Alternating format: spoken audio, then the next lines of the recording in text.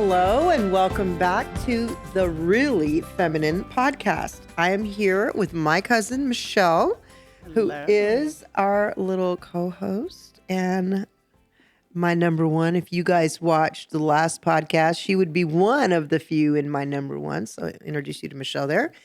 And I would like to take a moment to ask you guys if you have been enjoying this podcast or if you are interested in what we're doing, if you would take just a moment to subscribe, like this video or this podcast, and comment.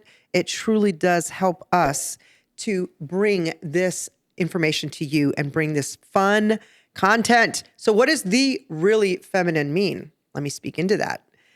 Really Feminine actually came out when we were trying to come up with a slogan for a t-shirt. I want to create a new line of merchandise that is something we can wear to represent our goal and our mission.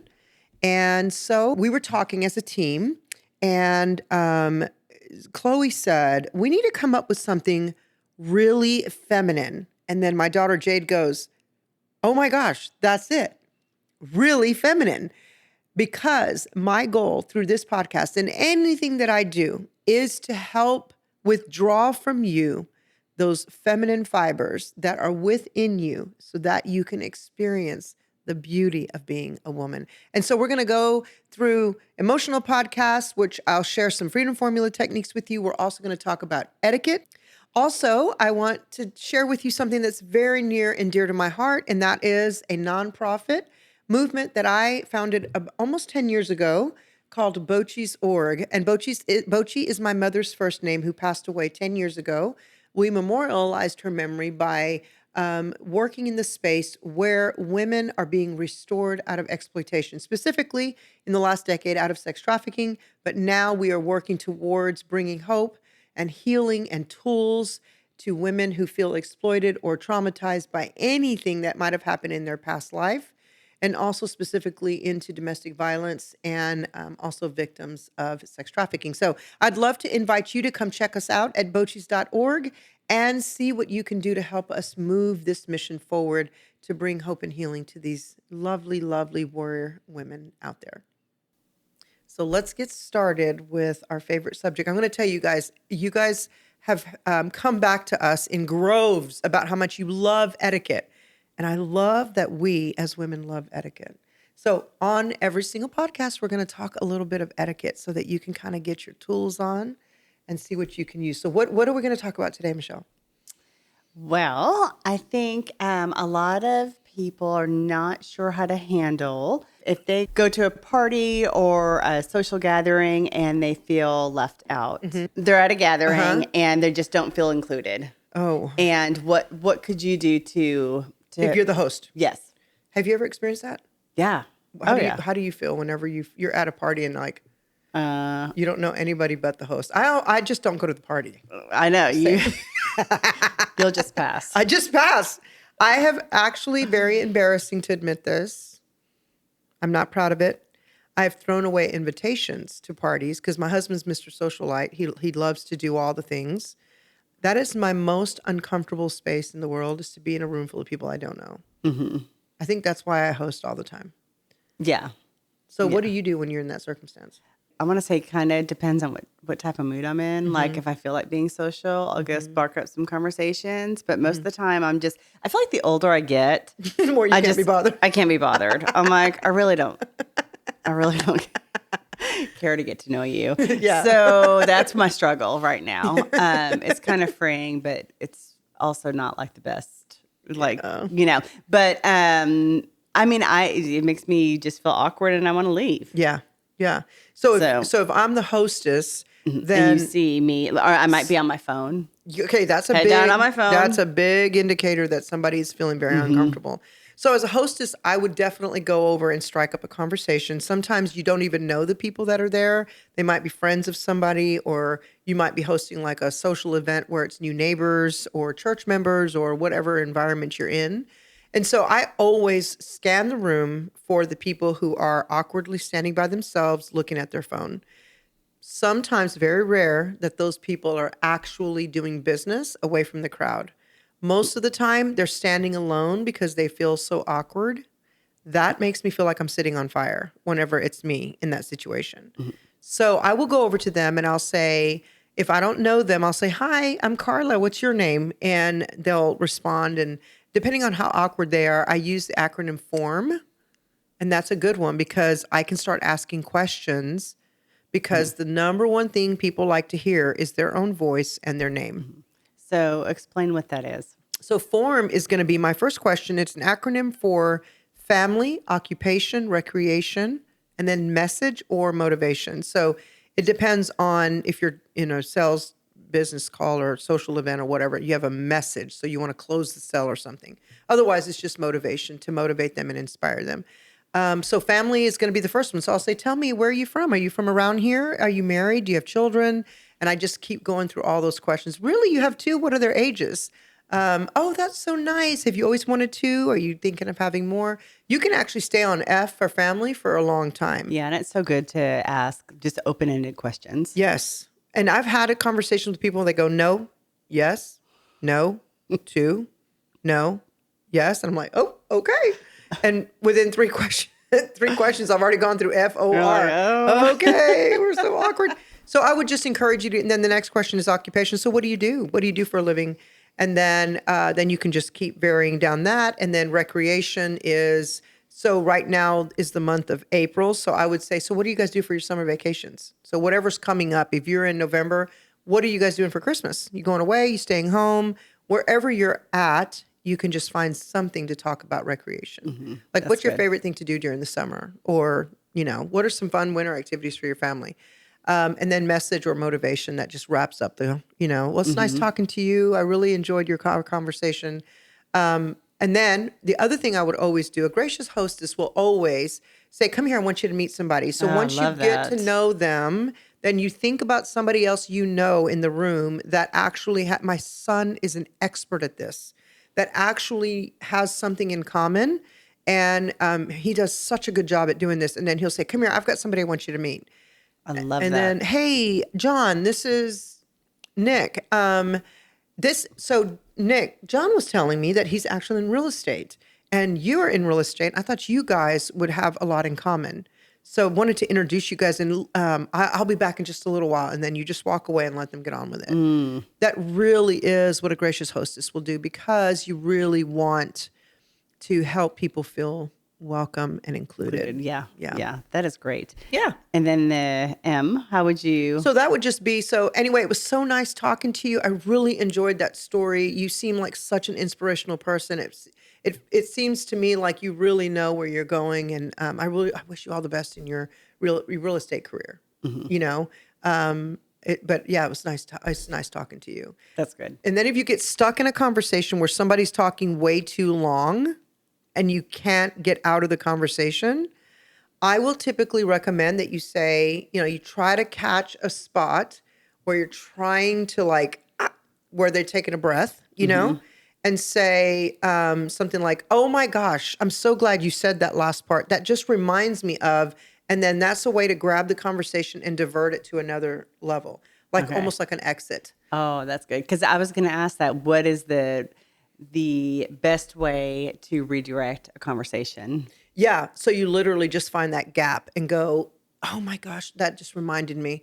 And sometimes I'll just say, my mind when you just said that, whatever it was, my mind went here in association for some reason. That's so weird. But that just reminded me and then turn the whole conversation over. Whatever you have to do to literally flip it over, it takes it to another level, which actually is your exit plan. So if I can't get out of a conversation, I will always say, "You know what? I have realized I have been standing here taking up too much of your time. I apologize for that. It's been so nice talking to you. I need to be gracious enough to let you go talk to other people." You see, so you kind of take it back and you're not the one going, "I got to walk away because you're talking way too much." Obviously, you never say that, but that's just kind of how I handle that. I go, "You know what?" And I say it on the phone sometimes too. "I just realized how long we've been on the phone. I have taken up way too much of your time. I am so sorry for that. I'll let you go. It's nice chatting with you and we'll reconnect soon," or however you wrap that up. Yeah, that's a good way to position it. I remember that happened to me years and years and years ago. Somebody said that, and I immediately felt the reflection that I had been talking Going on and way on too and on. much. Yeah. Oh my gosh, I just realized I've just taken too much of your time. Like, oh, that's such a good way to exit this conversation. That was a great skill. Good for you. Thinking, yeah, I was definitely overtook that conversation. Oh my gosh. All right. So, what about if you're talking with somebody and they kind of cross your boundary and you don't like something that they said? So like Do you let them? political. Yeah. Do you let them know? What do you do? Yeah. Yeah. Wow, that's a good one. I would say, first of all, in the climate that we're in now, it's almost ostracizing to talk And politics do you ever unless talk politics? I do not, unless I know who I'm talking to and I know where they stand. I've chosen to not do that. When we were growing up, Michelle, it didn't matter. Everybody could tell you who they voted for. Everybody could talk about it. Nobody cared.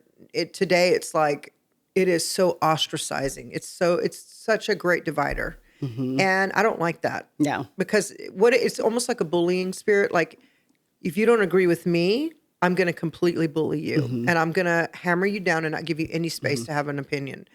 And I feel very passionate about my side, but I'm also okay if you don't see things my way. It doesn't matter. It's okay. We can still be friends. Yeah. And so for me in that conversation, if I feel like someone is pounding past my boundary of like, I'm not going to sit here and trash talk politics. And I feel like you're challenging me and you're trying to have an argument, right?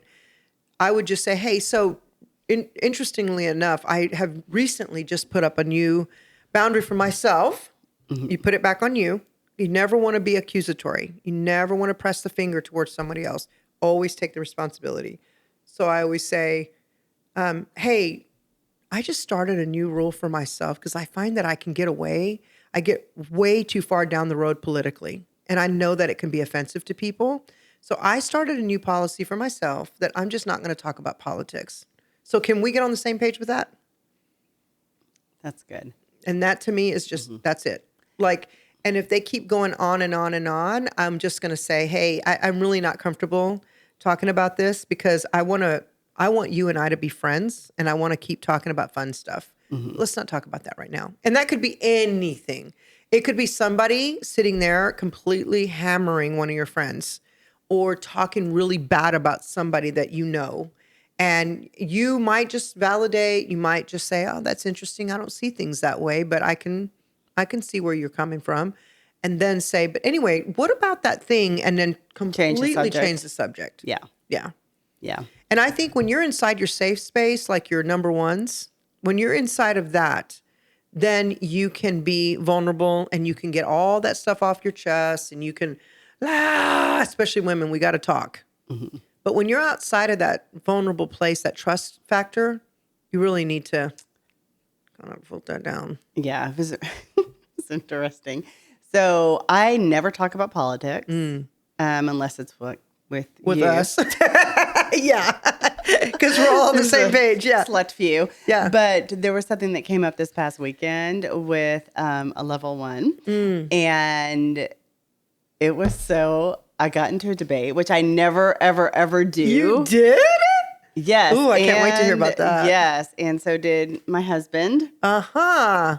And I thought, boy, that was a big fail. Like, he got me so worked up. That was a big fail. But I know you guys have done a great job to this point. Like, you guys have done a great job. Yeah. So, I mean, that is good advice because he totally, I knew better. Yeah. But it was just something I was very passionate about. Yeah. Yeah. And then I was like, is he doing this? Is he trying to get a rise out of me?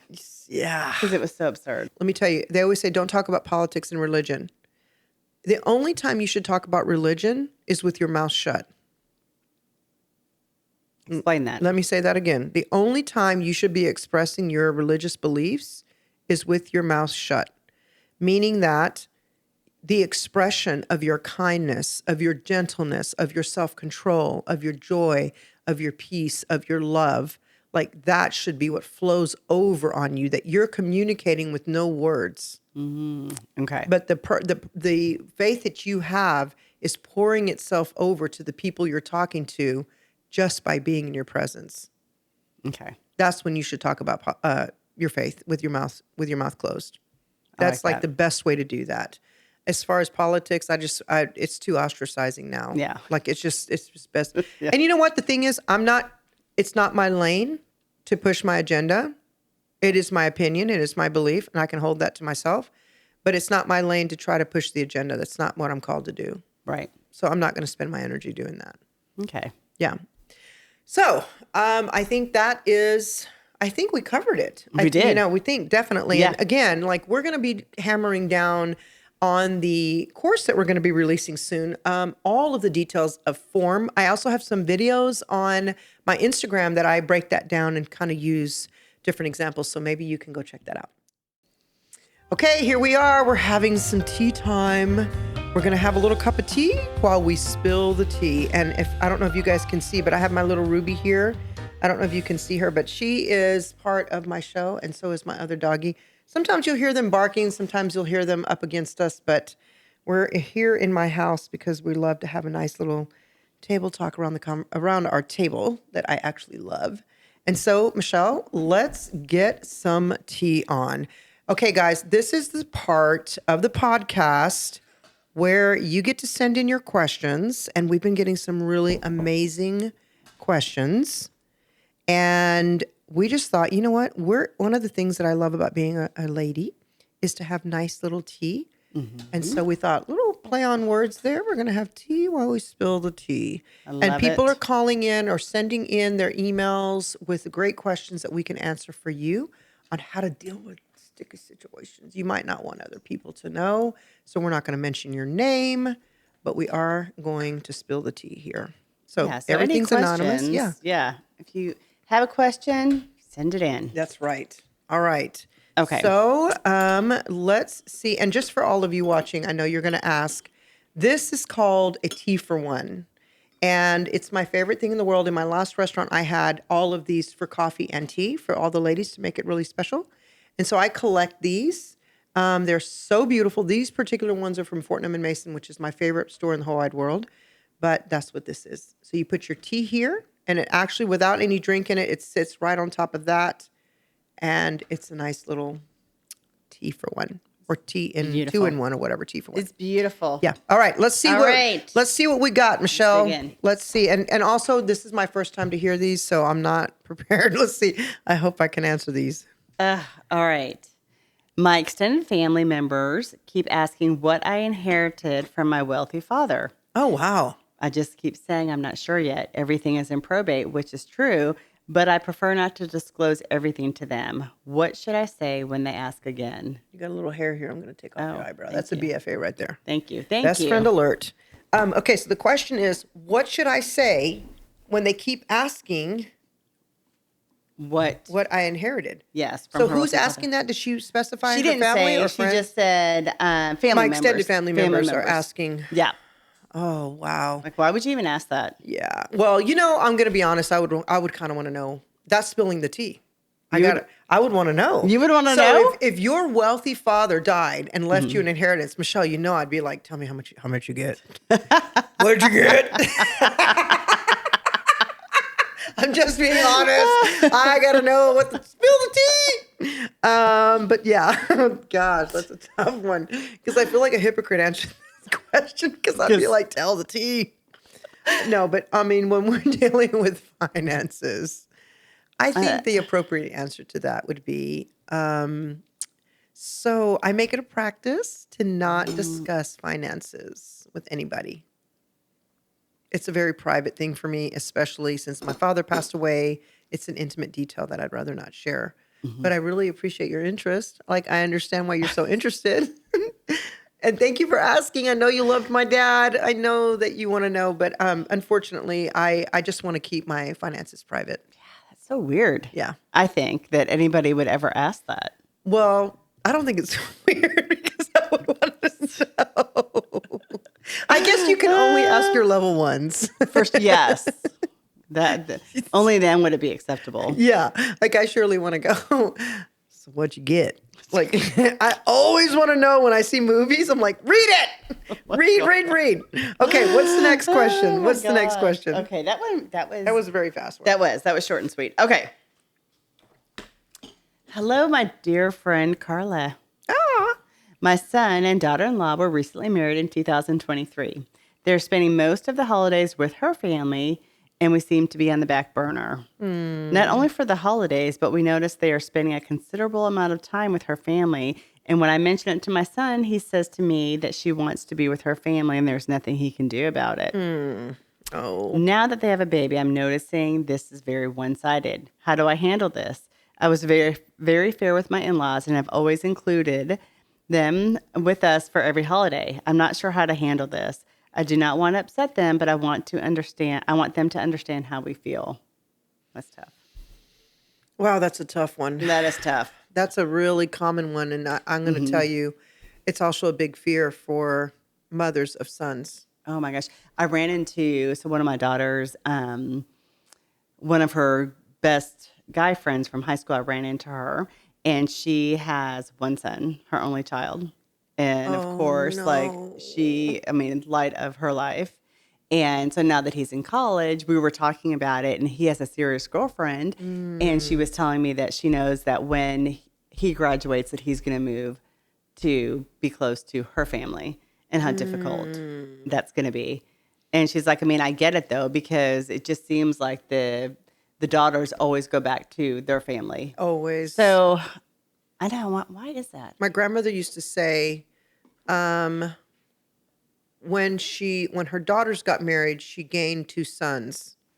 When her sons got married, she lost 4 sons. Oh. Although that's not in her case, because they all lived right next door to her. So, they all lived on one street. But typically you're closer to your maternal grandmother than you are your paternal. That's not standard. That's just typical. That's a really tough question, because I would want to know, first of all, I would say, do you trust your son enough to tell you the truth? So a lot of times I hear this from women, and we don't know the kid's side. So we don't know, and I'm not indicating this. Something else. Yeah, I'm not indicating that this is the situation with this sweet lady that just asked this question. I'm just saying that what I have found over the years of coaching families and relationships is that the kids are like, did she tell you what she said to my wife? Does she tell you that she's always in a bad mood, or she's always in bed, or she's always like offended, or we walk on pins and needles, or my mom was very abusive when I was growing up and I don't want to be around her? Like, there's so many, I'm not saying particular to this one. I'm saying that there are so many circumstances that could cause that son to not want to be around his mother. Now, that being said, that's because that's not always the case, that daughters always gravitate towards their family, and it's very hurtful and very unfair to the son's parents. I would say if your son can trust you with his truth, I would say ask your son for a private conversation and just say, is there anything we can do to be better parents to you that you guys might want to spend more time with us? Because we're feeling like we're not really spending enough time with you guys, and we love you too. I don't want to feel like I am weighing you down. I don't want you to feel like I'm dragging you across the line back to me. I want to release you to do whatever you feel is best for you and your family. But I love you, and I love my daughter-in-law, and I love my grandchild, and I would love to know how we could craft more time together. And if there's something I have done or your father has done to hurt your feelings or to make it feel awkward for you, please correct me. But then if you're the mother who's saying that, be ready for the correction. Do not start defending yourself and telling them they're wrong. I've been very guilty of this with my own son, that nope, that's not how that happened. Nope, that's not how that happened. And while I have a different memory of something, to not validate what he's saying is almost a form of gaslighting. So it's like, no, that is not what happened. Because that is actually not what happened in my mind. Like, I actually remember that you were 8 years old, But for me to say, you know what? I don't remember it that way, but I am so sorry if that hurt you. Would you please forgive me for that? I had no intentions of ever hurting you, and I don't remember it that way, but obviously it has hurt you, and I don't want you to be hurt. So will you forgive me for that? Like, you have to give your kids space to tell the truth. Yeah, I love that. And for you to apologize, even if you don't Yes. think you did anything wrong, Yes. And I just to will apologize. share with you, Michelle, on this particular subject.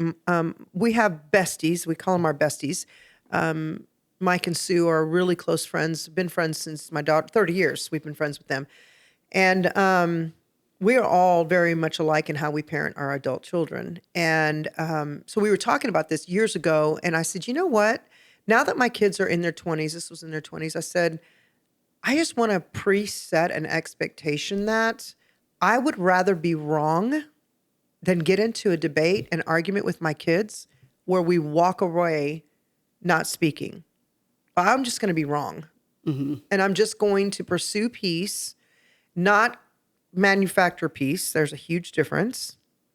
But I want to pursue peace as it pertains to me. So I am not going to get into an argument with my children over who is right or wrong. I can stand my ground and I can say that's not what we believe. But if that's how you feel about it, go ahead. You know, my son asked me, all of us are building a family compound soon. And my son said, Mom, what am I going to do? Because he wants to be there so bad. He said, what would I do if my wife doesn't want to do that? His future wife. He hasn't even met anybody yet. And I said, I want to say, tell her too bad, so sad. That's what we're doing. That's what I want to say. But I said, you know what, Michael? Because I've got to steer him correctly as a husband to his future wife. I said, then you and your wife will have to discuss this and come to a common agreement between the two of you. And whatever you two agree on is what you need to do.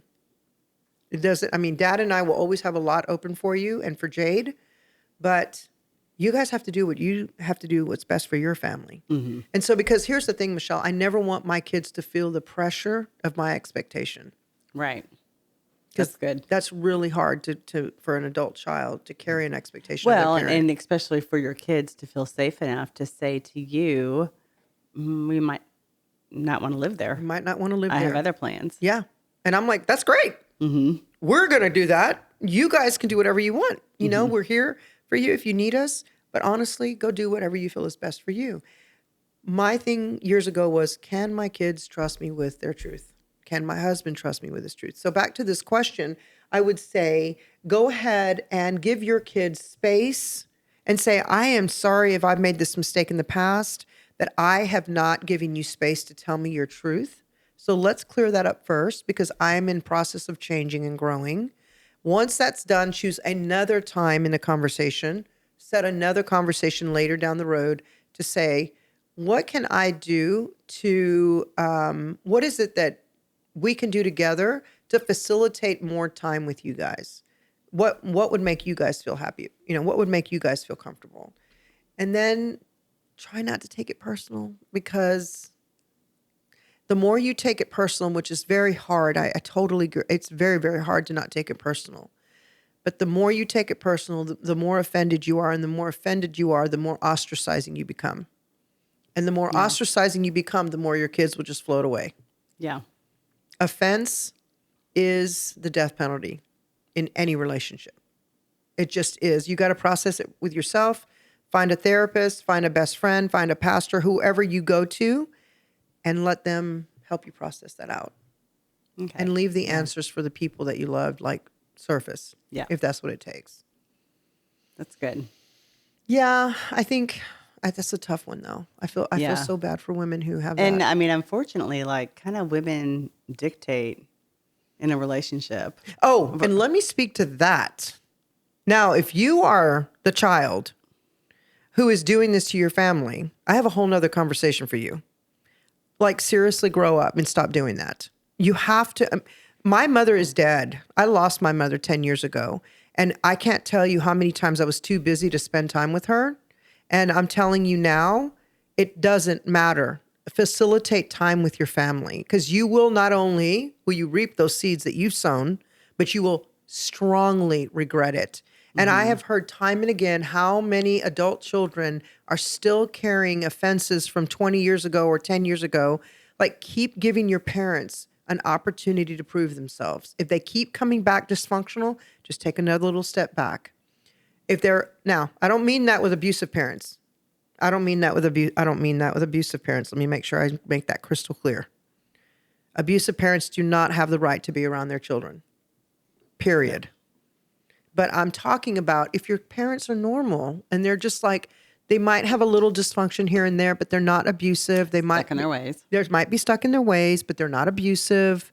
They might be a little embarrassing, and daughters, I'm speaking to all the women out there. If you're married to a man and you're spending all your time with your family and you're not allowing, it's your job to facilitate time with his family.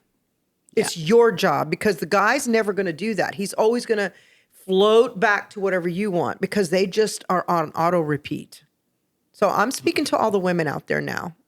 I'm telling you to rise up and understand that one day you don't want your kids to do that to you.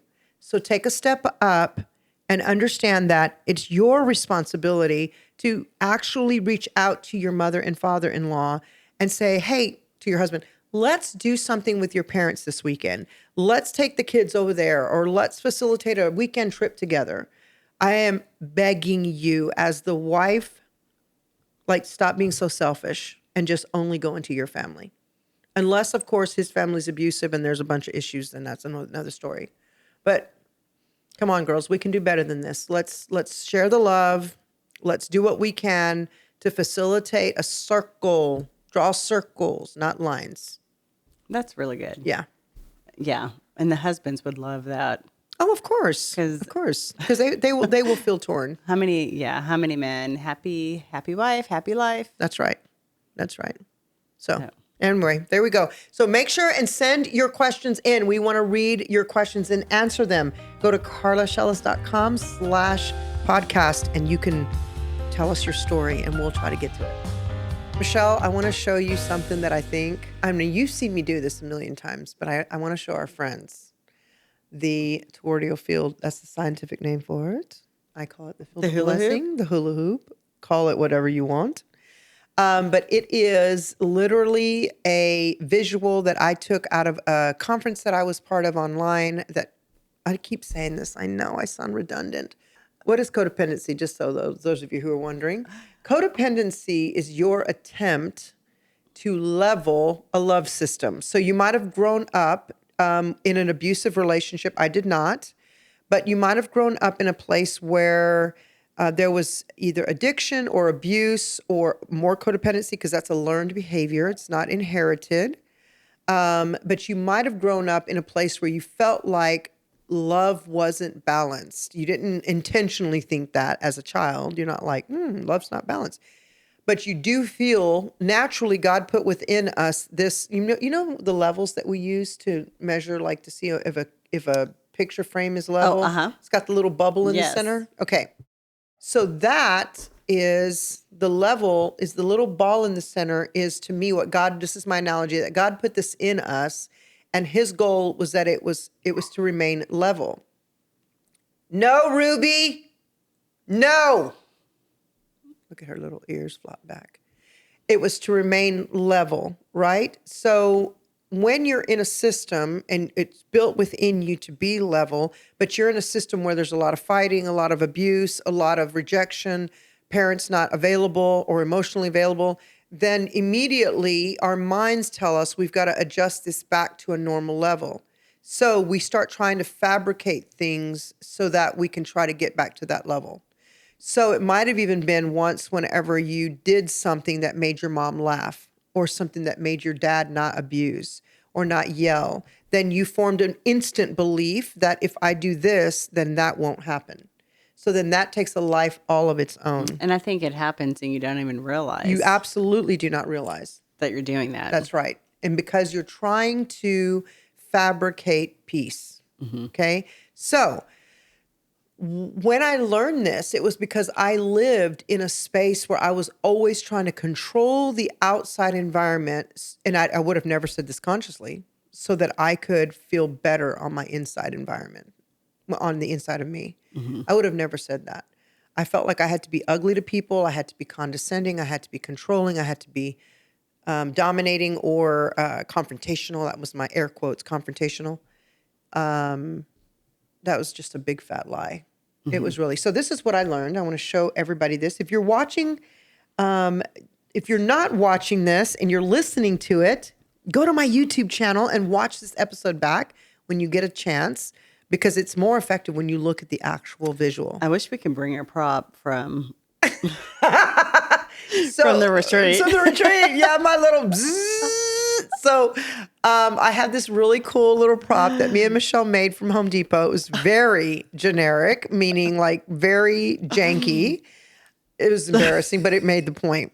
And so it's my little thing that I teach about pressing your button, imaginary button, and you have an imaginary shield come up around you when you're feeling threatened. I'm going to explain that. But Michelle was like, because we use, what did we use, Michelle? Like the Gardening pipe yeah, or something? like the for underground sprinkler. Underground sprinkler pipe. Because we were walking around Home Depot and this nice guy was helping us. And then also we used Then we had the poles with the hooks. the poles with the hooks that we made.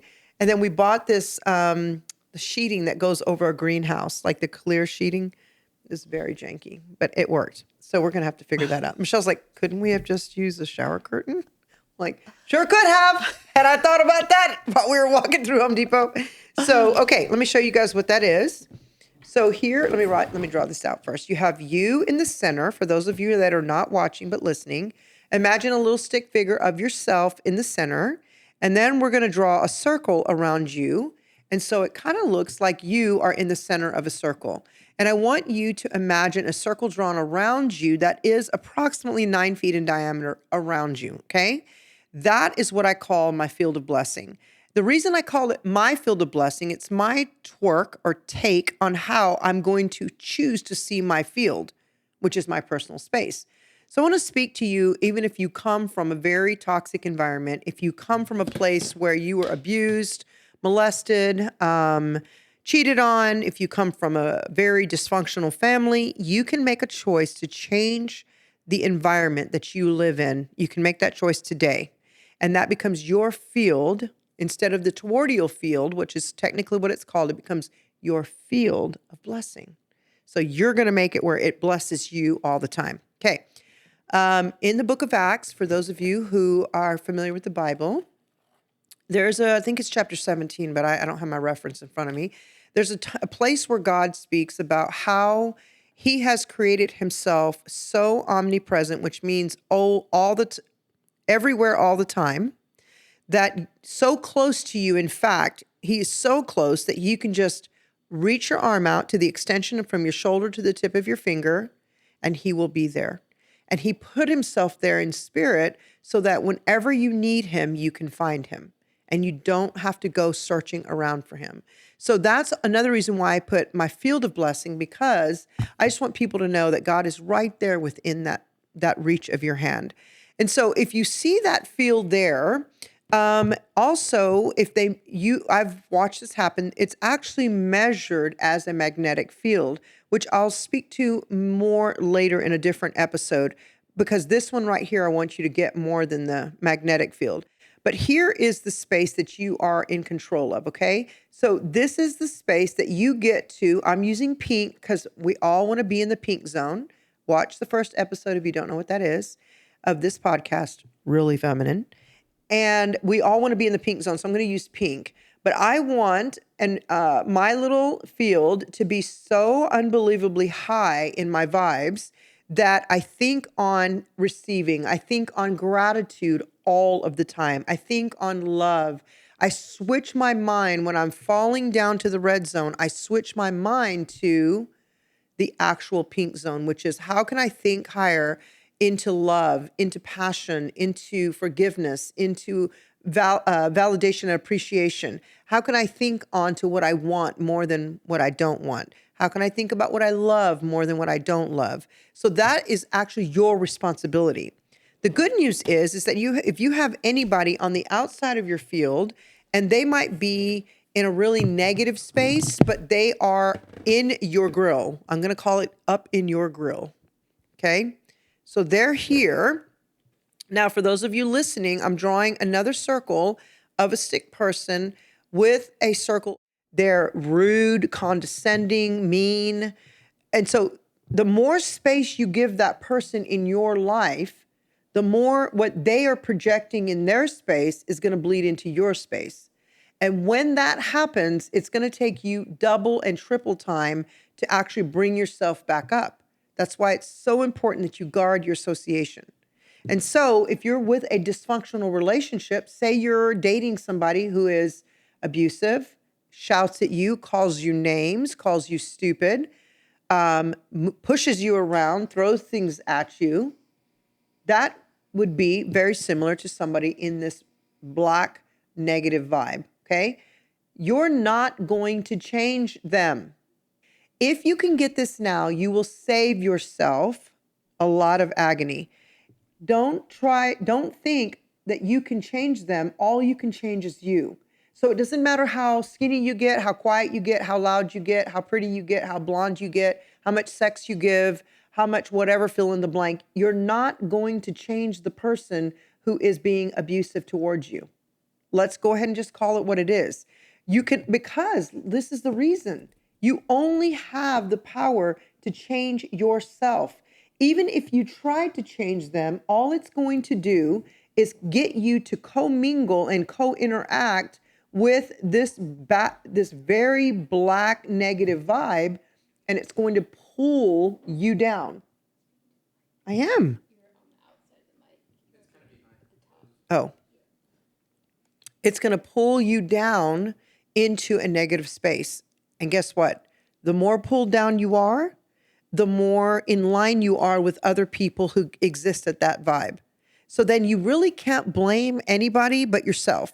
So even if you're in a destructive relationship, you're there because you've drawn that in. If you are in an abusive relationship, you're there because you've allowed that.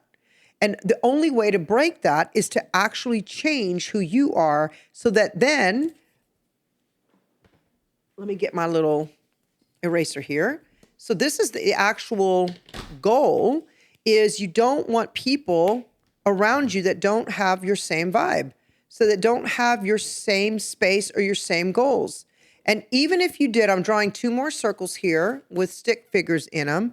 Even if you did, you want to keep the space between you and other people so that whatever they're carrying doesn't come and infect your side. But you want to find people who whatever they're carrying comes and blesses your side. And for crying out loud, what you want to be is a person that overflows the beauty of the pink zone, or go watch episode 1 and I'll explain that. But you want to be the person that whatever projects off of you is love, peace, kindness, all the good things. And so then people are drawn to you because of your confidence, because of you knowing you're in control of your space. You know that nothing they say or do is actually going to affect you. It might hurt you a little bit, but you just got to pull back and readjust.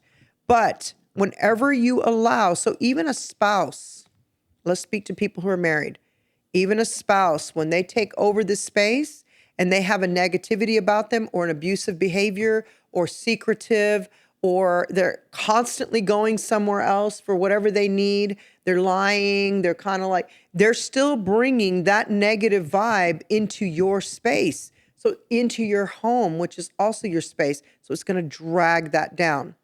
So what you want to do is you want to take your space. The first most important thing for you to do is work on you.